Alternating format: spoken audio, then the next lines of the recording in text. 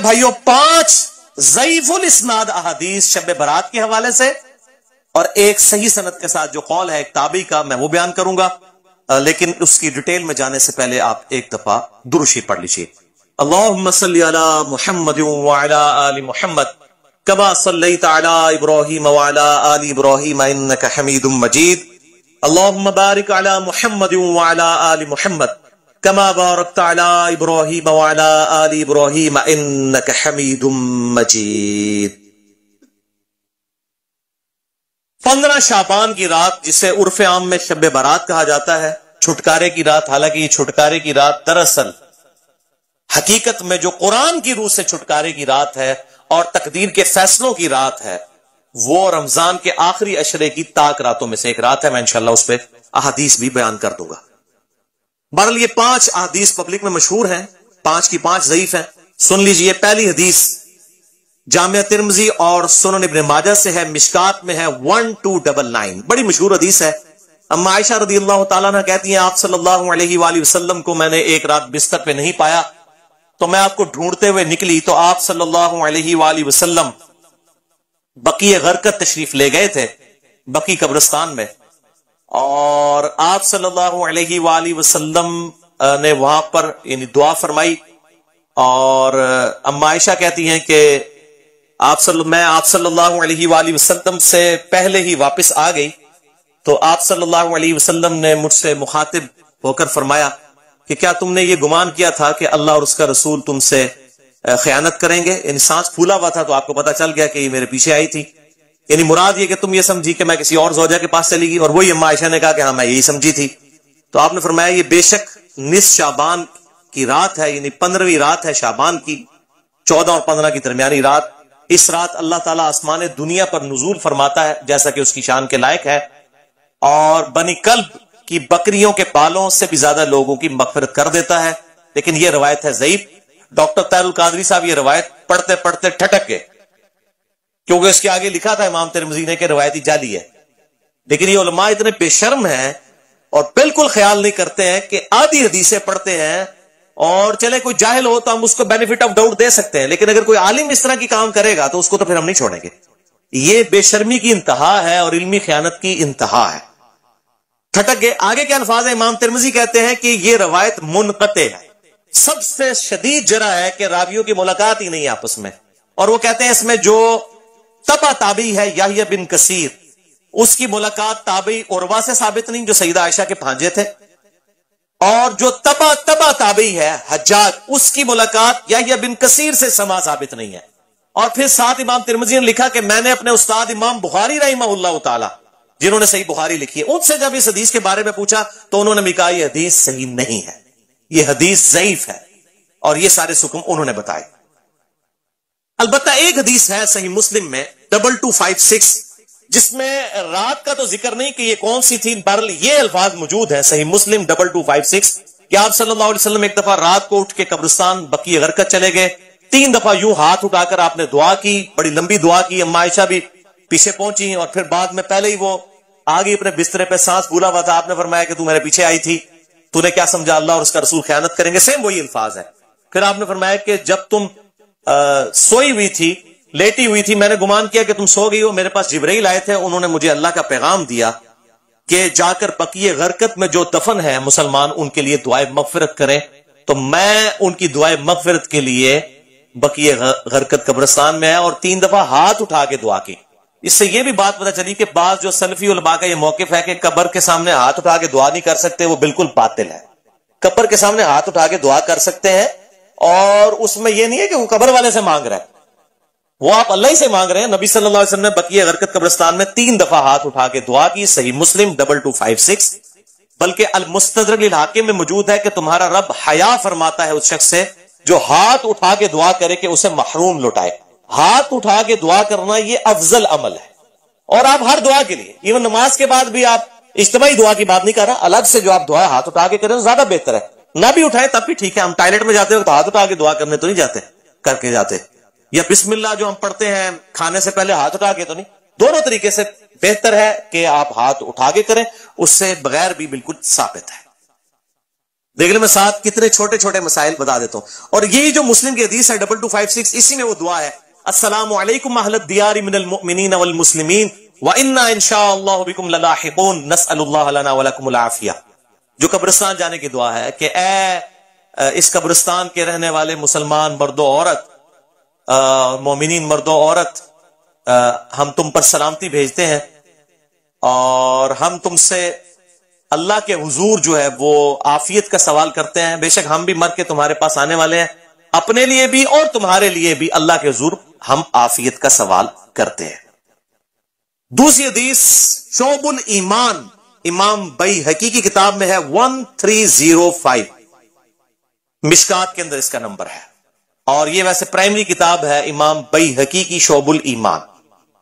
ام عائشہ کہتی ہیں کہ 15 شعبان کی رات تھی، اس کے بارے میں آپ صلی اللہ علیہ وآلہ وسلم نے فرمایا کہ 15ویں رات کو اس سال پیدا ہونے والے اور اس سال فوت ہونے والوں کے نام لکھ دیے جاتے ہیں، اسی رات اعمال اوپر چڑھتے ہیں اور لوگوں کا رزق بھی لکھ دیا جاتا ہے. یہ سارے فضائل قرآن کے اندر سورہ القدر سورت نمبر 97 میں تقدیر کے فیصلے کی رات اور سورہ الدخان کے اندر شب قدر کے بارے میں آئے ہیں. اور میرا اصول یہ ہے کہ اگر کوئی حدیث جس کو محدثین بھی ضعیف کہہ رہے ہوں اور وہ قرآن سے بھی ٹکرا رہی ہو تو اس کو ریجیکٹ کرنا بالکل آسان کام ہے. اس حوالے سے وہ حدیث بھی میں انشاءاللہ بعد میں بتاتا ہوں. تو یہ روایت بھی منقطع ہے، اس میں ابن حارث جو تابعی ہے اس کی سیدہ عائشہ سے کوئی ملاقات ثابت نہیں ہے، یہ منقطع روایت ہے. اور دوسرے طریق میں ابن کثیر العبدی ضعیف راوی ہے. البتہ جو شعبان میں اعمال اللہ کے حضور چڑھائے جاتے ہیں وہ حدیث ٹھیک ہے، سنن نسائی 2359 جو اعمال آلریڈی ڈسکس کر چکے ہیں. تیسری حدیث سنن ابن ماجہ سے ہے 1306، مشکات کے اندر اس کا نمبر ہے. اور اس حدیث کو وہ ضعیف جمع ضعیف برابر حسن کا فارمولہ لگا کے شیخ البانی نے صحیح کہا ہوا ہے. اور اس میں مجھے ایک لطیفہ بھی ضمناً یاد آ گیا. آج سے کئی سال پہلے اسلام آباد میں ایک اہل حدیث عالم جو ہے وہ بریلویوں پہ گرج رہے تھے، یہ بدعت ہے اس رات میں عبادت کرنا، کوئی ثابت نہیں، کوئی حدیث نہیں. تو میں نے ان کو ایک چٹ لکھ کے بھیجی کہ آپ کے جو روحانی ابا جان ہے محدث اعظم سعودیہ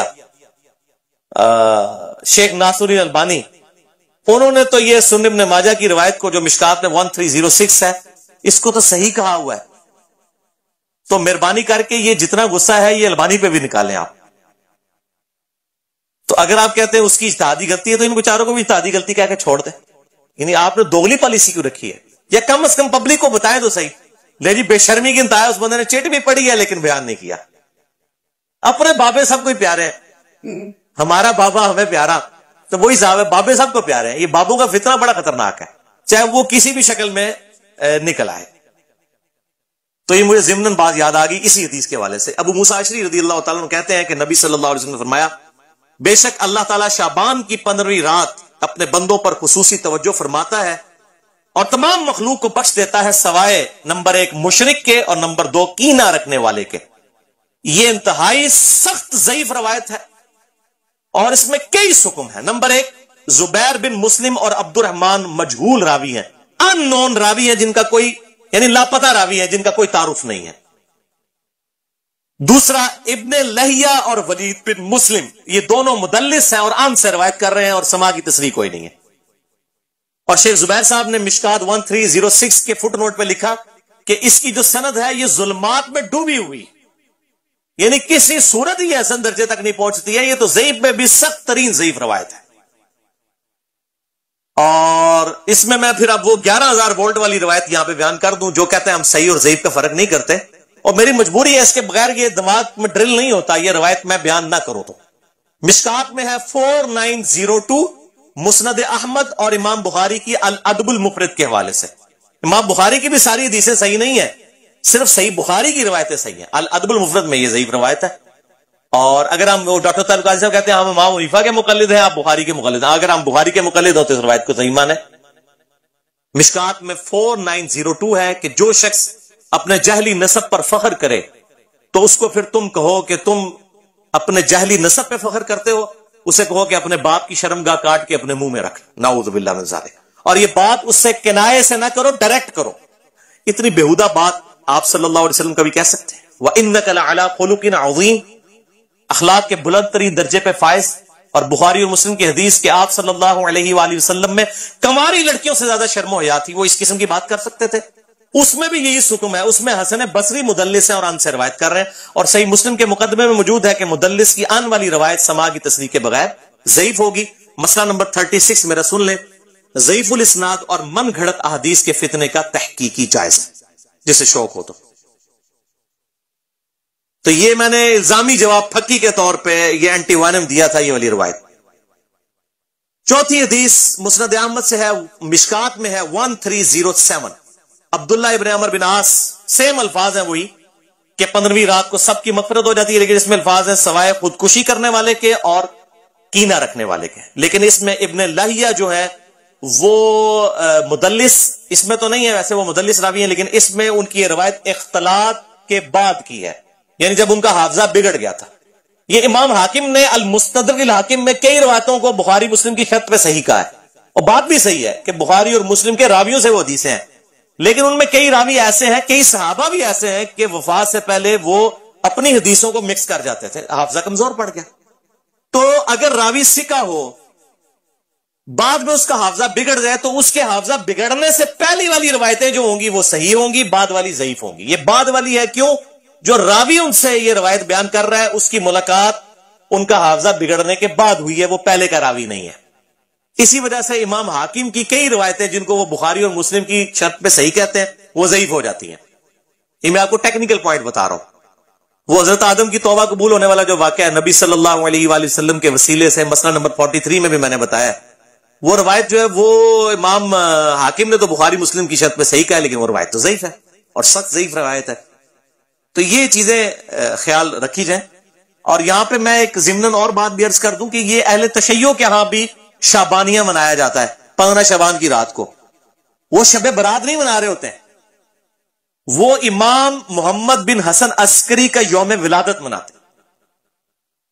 ان کے ہاں بھی یہ کانسیپٹ نہیں ہے شب برات والا، لیکن وہ ہمارے بریلوی بھائی خوش ہو رہے ہوتے ہیں کہ انہوں نے بھی لائٹنگ کی ہوئی ہے، ہم نے بھی کی ہے، تے سنی شیعہ دا اجماع بنا لیندے نے۔ دیکھو اجماع کوئی نہیں ہے، وہ اپنے چکر چ ہوندے، تسی اپنے چکر چ ہوندے ہو، ٹھیک ہے؟ تے اسی اپنے چکر چ اسی اپنی آخرت دی فکر چ۔ تو وہ امام محمد بن حسن عسکری کا یوم ولادت۔ پانچویں حدیث سنن ابن ماجہ سے ہے، مشکات میں 1308، مولا علی رضی اللہ تعالیٰ عنہ علیہ السلام سے ہے کہ جب شعبان کی 15ویں رات ہو تو آپ صلی اللہ علیہ وسلم نے فرمایا دن کا قیام کرو، رات کا قیام کرو، دن کا روزہ رکھو۔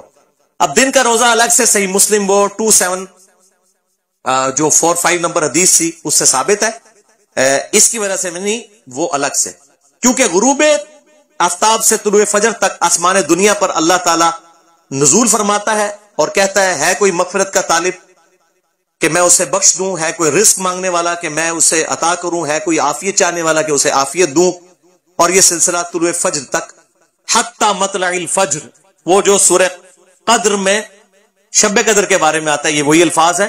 یہ روزانہ ہوتا ہے، تہائی رات آخری جب رہ جاتی ہے، بخاری مسلم کے حوالے سے میں حدیث بیان کر چکا ہوں۔ تو 15 شعبان کا روزہ جو ہے وہ معاملہ بالکل الگ ہے۔ اس حوالے سے اور کئی روایتیں ہیں، شیخ زبیر علی رحمہ اللہ تعالیٰ نے ایک پورا مضمون لکھا تھا جو مقالات کی پہلی جلد کے اندر وہ مضمون موجود ہے، جسے شوق ہے تو وہ پڑھ سکتا ہے، 14-15 صفحوں کا مضمون ہے جس میں انہوں نے یہ ساری بحثیں اس کی ضعیف روایتوں کے حوالے سے کی ہیں، اور انہوں نے ہی ایک صحیح قول بھی ایک تابعی کا لکھا، لیکن چونکہ تابعی کا قول مقطوع ہوتا ہے اور تابعی اگر کوئی غیب کی بات کرے گا تو وہ ضروری نہیں کسی صحابی سے سنی ہو، وہ کسی دوسرے تابعی سے بھی سن سکتا ہے۔ صحابی کی غیبی خبر جو ہے نا بیان کی ہوئی وہ امپلائڈ ہے کہ نبی صلی اللہ علیہ وآلہ وسلم سے سنی ہے۔ صحابی کی جو مرسل ہے وہ ایکسیپٹیبل ہے، اسے ہم موقوف روایت کہتے ہیں۔ تابعی کی مرسل ایکسیپٹیبل نہیں، اس کو ہم مقطوع کہتے ہیں، یہ غیبی خبر سے متعلق ہے، لیکن یہ تابعی تک قول ثابت ہے۔ اس کا مطلب یہ ہوا کہ اس زمانے میں بھی یہ مسئلہ موجود تھا۔ مکحول تابعی ہیں شام کے، یہ مشہور تابعی ہیں، اور ان کے بارے میں مشہور ہے کہ اکثر مرسل روایتیں چھوٹے ہوئے باتوں والی بیان کرتے تھے۔ شعب الایمان امام بیہقی کی کتاب میں انٹرنیشنل نمبر کے مطابق 3671 نمبر یہ روایت ہے۔ وہ کہتے ہیں کہ 15ویں شعبان کو اللہ تعالیٰ زمین والوں کی طرف متوجہ ہوتا ہے، 15ویں شعبان کی رات کو، اور کافر اور کینہ رکھنے والے کے سوا سب کو بخش دیتا ہے۔ اب یہ روایتیں اتنی زیادہ ہیں کہ اس کی وجہ سے بعض اہل حدیث علماء کا بھی یہ موقف ہے کہ کچھ نہ کچھ اس کی اصل موجود ہے۔ اکثر تو نہیں مانتے لیکن کچھ اہل حدیث علماء بھی مانتے ہیں، اور دیوبند بریلوی تو ویسے ہی مانتے ہیں. اور میرا موقف شروع سے جو تھا وہی ہے کہ میں ہمیشہ فتویٰ نہیں لگاتا، خود کرتا نہیں ہوں، کسی پہ فتویٰ نہیں لگاتا. میرا مسئلہ نمبر 44 پرانا بھی سن لیں اور اب یہ نیا بھی آج ریکارڈ ہو رہا ہے. میرا موقف وہی تھا 5 سال پہلے بھی. اور باقی میں خود کیوں نہیں کرتا، جب تک کوئی چیز اتھینٹیکیٹ نہ ہو جائے تو نہیں کرنی چاہیے. یہ اکثر کہتے ہیں نیکی کا کام ہے، خیر ہے کرنے دو جی. لوگ سال کے بعد اگر کوئی نکلی ہے عبادت کے لیے، تو میرے بھائی سال کے بعد لوگ عید کی نماز کے لیے نکلتے ہیں، تو آپ عید کی اذان کیوں نہیں دیتے ہیں لوگوں کو بلانے کے لیے؟ نہیں جی ثابت نہیں ہے.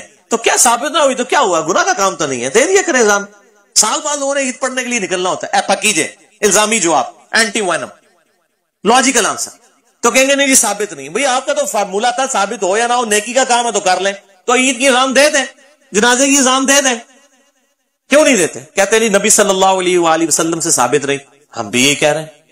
اور پھر اس حدیث کو بھی یاد کر لیں جو صحیح مسلم میں 2684 اور مشکات میں 2052 ہے کہ آپ صلی اللہ علیہ وآلہ وسلم نے جمعے کے دن کو اور جمعے کی رات یعنی شب جمعہ کو قیام کے لیے مخصوص کر لینا، یعنی میں نے صرف یہ اسی میں ہی قیام کرنا ہے، اس سے منع فرمایا ہے. اور الا یہ کہ کسی کے روزے پہلے سے چلتے آ رہے ہوں یا کوئی پرٹیکولر روزہ آ جائے، جس طرح 10 محرم کا روزہ آ گیا یا یوم عرفہ کا، وہ رکھ سکتا ہے، اس کے علاوہ نہیں.